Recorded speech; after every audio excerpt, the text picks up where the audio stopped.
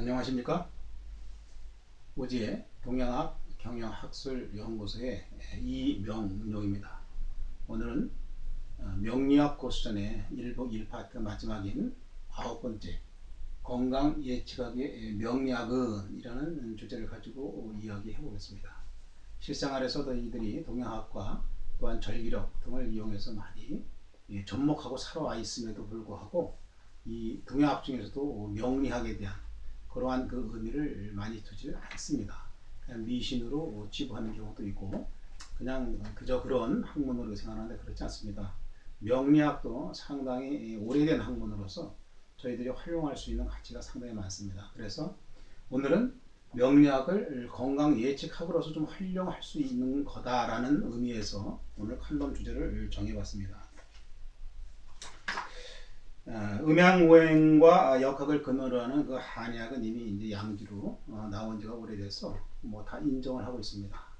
양의학으로도 잘 안 될 경우에는 한의학으로 치료도 하고 뭐 침뜸, 뭐 한약 이런 걸 먹음으로써 건강을 찾는 분들도 계시고 그러한 그 양의에서 장단점과 한의에서 장단점을 서로 보완해서 할 수 있는 요새는 양과 한의 협의학을 또 운영하는 부분도 없지 않아 있습니다.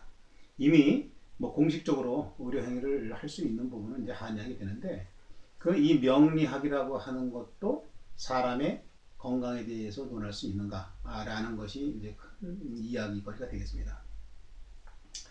이 한의학은 당연히 뭐 양지로 나와서 의료 분야로 인정을 받고 합법적이 됐지만 이 명리학은 사람의 건강에 대해서는 그렇게 합법적이거나 인정받지 못하는 부분이 되겠습니다.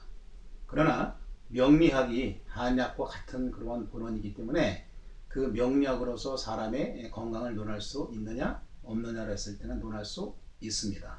그러나 아직까지는 음지에 있기 때문에 음지에 있는 편이기 때문에 한의학, 명리학 가지고 사람의 건강을 논한다는 것은 좀 이게 범위가 넘어가는 것 같아서 제 개인적인 생각으로서는 아직까지는 시기상조라고 할 수 있습니다. 그러나 이 명리학 가지고 실제로 한의원이 아닌 한약방에서 적용하는 그러한 사례도 제가 또 알고 있습니다.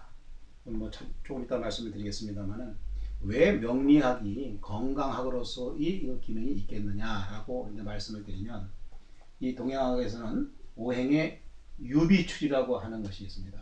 물론 뭐 취상비례라고도 얘기할 수 있습니다만은 오행이라고 하는 것은 이미 잘 알고 있는 것 같은 마찬가지로 천간은 갑을, 화는 병정, 토는 무기, 금은 경신, 수는 임계, 지지로서는 목은 임묘요, 화는 사오요, 토는 진술 충묘, 금은 신유요, 수는 해자라고 하는 것은 이미 처음에 동양학 중에서 명리학을 얘기했을 때에 우리가 천간지지 10개와 12개가 목화토 금수를 의미하고 음양을 이렇게 의미한다고 말씀을 드린 게 있습니다.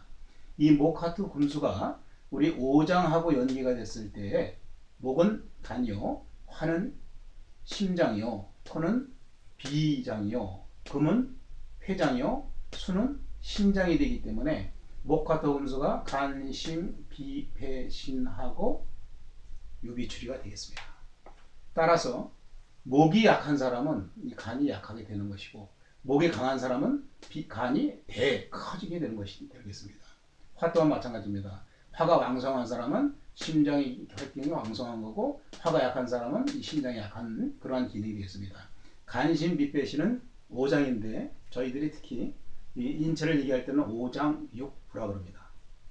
오장하고의 오부하고의 관계는 간담, 심장, 소장, 비위, 폐, 대장, 심장, 방광이 되겠습니다.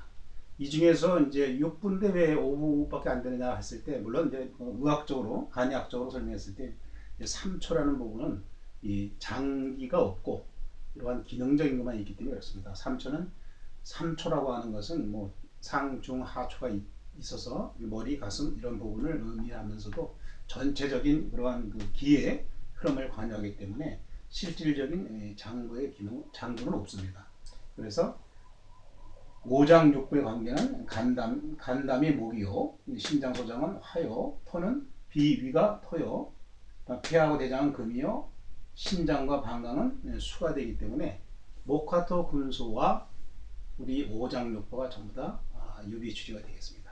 따라서 우리가 주어진 사주팔자라고 하는 것도 천간과 지지로 구성이 되어 있기 때문에 이 사주의 모양을 보고서 오장육부가 강하다, 약하다, 취약하다, 없다 이러한 것을 의미할 수 있습니다. 없다고 해서 무슨 진짜 비장이 만약 토가 없다 그렇다고 비장이 없는 게 비가 없는 게 아니고 약하다 이런 의미가 되겠습니다.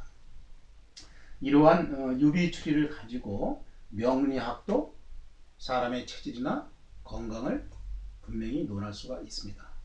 그러나 아직까지는 합법적이지도 아니하고 또한 이 양지로 나와 있는 부분이 아니기 때문에 사주를 가지고 건강을 논한다는 것은 좀 아직은 이르다 이렇게 볼 수가 있습니다. 그러나 제 경험에 우리 저도 몇 번 갔습니다만은 그 충북 지방에 한 약방을 하시는 분이 있습니다. 유명하신 분입니다. 줄을 서서 그 한약을 많이 치워가는 그러한 장소에 서너 번 가본 적이 있습니다. 그 한약방에서는 한약방이라고 하는 것은 잘 아시겠습니다만은 약만 파는 거고 한의원이라고 하는 것은 진찰하고 치료하고 약을 처방해 주는 것이 이 한의원이 되겠는데 거기는 한약방입니다. 한약방인데 약을 잘 준다고 해서 많은 소문이 나가지고 많은 분들이 찾아오고 계신데 가서 보니까 진맥을 하는 것이 아니고 그 사람의 사주를 물어봅니다. 사주를 물어보고 사주를 보고 그에 따른 이렇게 처방전을 내려서 약을 짓습니다. 근데 그 약이 아주 잘 듣는다, 잘 효과가 있다 라고 해서 상당히 그 유명한 한약방입니다. 물론 지금도 그렇습니다. 오래전에 이제 상당히 오래전서부터 있었지만 지금은 연세도 많이 드셨지만 어쨌든 이 사주를 보고 처방을 해서 잘 되는 그런 한약방도 있습니다. 또한 사주를 명리를 보면서 그것을 또 상담해 주시는 그 양의 심리학 박사님도 계십니다.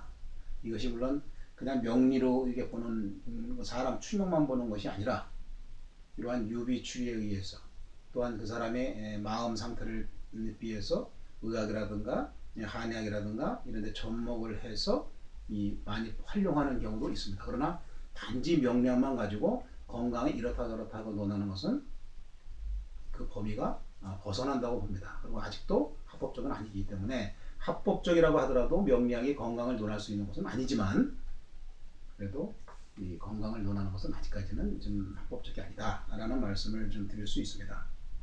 그러나 건강에 대해서 이 사주를 가지고 논할 수 있다고 하는 것은 유비추리라고 하는 취상 비례라고 하는 이러한 과정을 통해서 분명히 이야기할 수 있습니다. 이것은 불법도 아니고 할 수 있습니다.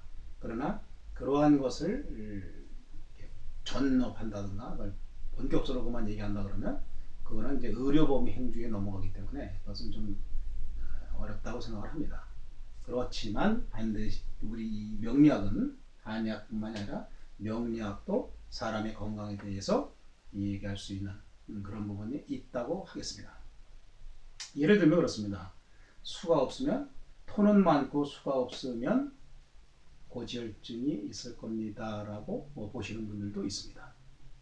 그 사주에 목화토 금수, 물론 갑을병정무의경신이 있는 게 임묘 진사오미 신유술해의가 그 있는 여부에 따라서 유비추리에 의해서 그것이 좋다 나쁘다 이렇게 얘기하시는 분들도 있습니다. 나름대로 본인들의 경험치에 의해서 하시는 거기 때문에 뭐라고 얘기할 수는 없지만 어쨌든 건강을 얘기하는 것은 내 범위가 아니지 명리하는 사람이 범위가 아니지 않느냐라고 생각을 합니다만은 또 그렇게 하시는 분들도 있습니다. 이 사주 명리로서 건강을 얘기한다는 이 부분은 이 유비추리 지상 비류라는 것 때문에 그런데 하나씩 본다 그러면은 오장은 아까 말씀드린 대로 간신 빅배신이 되어 있고 오는 간담, 담, 소장, 위, 대장, 방광이 되어 있고 오관이라고 하는 것은 우리 얼굴에 있는 부분입니다. 눈, 혀, 입, 코, 귀가 되겠습니다. 그다음 육기라고 하는 것은 한의학에서 많이 쓰고 있는 풍, 열, 서습, 조, 한이라고 해서 이 육기에 의해서 건강을 따져서 치료하는 것이 이제 한의학이 되겠습니다. 다섯 가지 이 맛이라고 하는 것은 산, 고, 감, 신, 함. 즉 시고, 쓰고, 달고, 맵고, 짠 것도 오행과 유비추리가 되겠습니다. 오체도 마찬가지입니다. 근, 맵, 육, 피, 골이라고 하는 그 유비추리. 여기에 지금 써놓은 것은 신체, 특히 건강에 관련된 유비추리만 되어 있지만 많은 부분이 그 목화토 금수의 유비추리가 되어 있어서 원석설 진단할 수 있습니다. 색깔로 얘기한다 그러면은 목은 청색이요, 적색이요, 황색이요, 흰색이요, 흑색이 됩니다. 따라서 이렇게 얘기할 수 있습니다. 간이 나쁜데 그럼 청색으로 그러면 뭐 치료가 됩니까? 이렇게 얘기할 수 있는 분이 있는데 그거는 좀 이렇게 확대 해석을 한다고 볼 수 있습니다. 본류가 있는데 거기에서 지주가 갈라져서 색깔로 나가고 오장으로 나갔을 때 색깔이라고 하는 목이라고 하는 것이 청색인데 오장으로서는 간입니다. 그럼 본류는 목이지만 나가 있는 지류 청색과 간하고 그럼 무슨 상관이 있어요? 연관이 없지 않습니까? 이렇게 상관관계를 얘기한다 그러면 당연히 관계가 없을 수도 있고 영향을 주지 않을 수도 있습니다. 그러나 본원이 목이라고 하는 얘기입니다.